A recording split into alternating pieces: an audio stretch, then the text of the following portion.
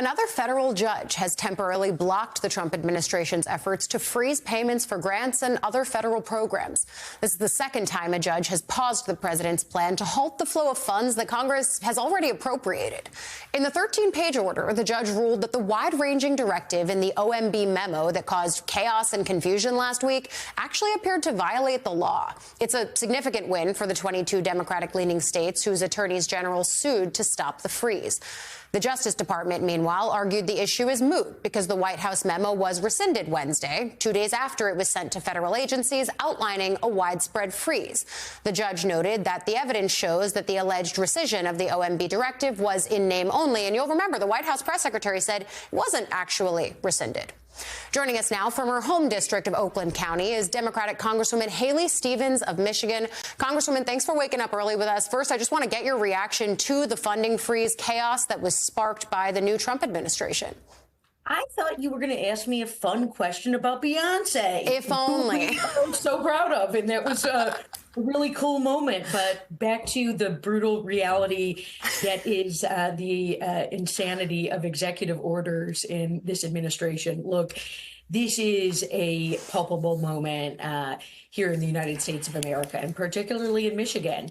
I am hearing from state lawmakers to nonprofits, people who got awards like the Global Epicenter for Mobility, focusing on Michigan's future in the automotive industry. It's a major sizable grant that we received from the federal government that I helped to lead on.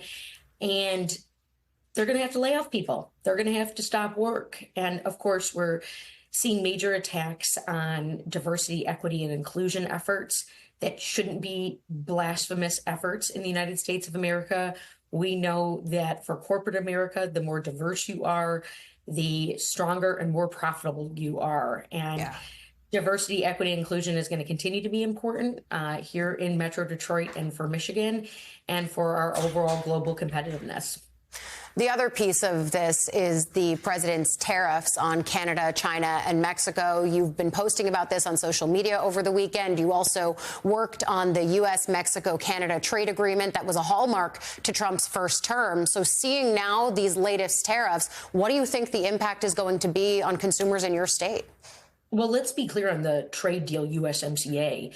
We needed to get that trade deal in the best position possible for American workers, and worker protections that were secured that are absolutely essential, and securitization for buy American content or buy Michigan content. Now with the tariffs coming down, these draconian tariffs that the president is saying is coming down on Canada actually feel like a tariff on Michiganders. I mean, we're looking at increased costs for consumers. I have spent the weekend, Allie, talking about what is going to happen with plants, Michigan automotive plants. And I'll tell you, I'm hearing that some are going to shut down. And so This is a tough moment for us. It's not totally the way we should be going. Sometimes tariffs can be used in a strategic and coordinated way, but on our best trading partner that's going to hurt us here in Michigan, Dow futures, and just heard, already down 600. That's going to have ramification in Michigan automotive land, and I don't like it, and it's not right. But the reasoning that the White House is giving and the president is giving here is that this is all to stem the flow of illegal immigration and fentanyl coming through into U.S. borders. Are tariffs the right way to go about fixing that? Do you see any upside to getting to the goal that the president is talking about? Look, I worked in the administration of President Barack Obama on the U.S. Auto Rescue. I worked on the initiative that saved General Motors and Chrysler and 200,000 Michigan jobs. I know this industry very well, and what we do not need right now are disruptions. Look, Friday is going to be Jobs Day here at the start of February. First Friday in March is going to be a Jobs Day. We didn't have one period of job loss in the last 4 years. That's a very palpable metric for our country, and certainly for us in Michigan, where people are working so darn hard. They're putting the world on wheels. They're doing an incredible job. And now all of a sudden we're going to say, hey, we have to stop manufacturing for today because you know what? We don't have trade at the level that we used to with Canada. They buy Michigan goods. We sell into Canada. So look, this administration's acting unilaterally.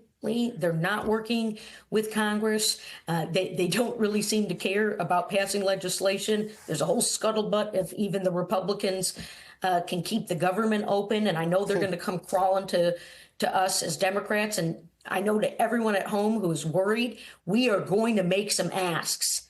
We are going to make some asks, because if you are costing the taxpayers, shutting down the government, lobbying these unbelievable tariffs at us, hurting our manufacturers, we're not buying it. I mean, these FBI firings, these government firings, health and science firings, not appropriate. So, folks, we're prepared to fight. I'm fighting here. I'm talking about the things I'm a subject matter expert in. I live and breathe Michigan manufacturing, and we will come out on top here.